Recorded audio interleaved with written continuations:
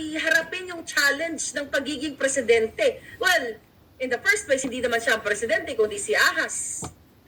So, yun po ang kanilang strategy or plano na si Sara, ibagsak si Sara, impeachment o kung ano man, para si Tambaluslos ang mag-take over at nang hindi makita yung mga paper trail, yung mga bakas ng kawalanghiyaan nila, yung pag-transport ng pera sa offshore account, yung pagpapanalo sa loto ng mga kisihodang pinagtatakpan ng mga mukha. Pero, sila-sila lang yan. Tignan mo, ni isa sa Senado Kongreso, walang naglakas ng loob na imbestigahan ang every other day na nananalo sa loto. Bakit?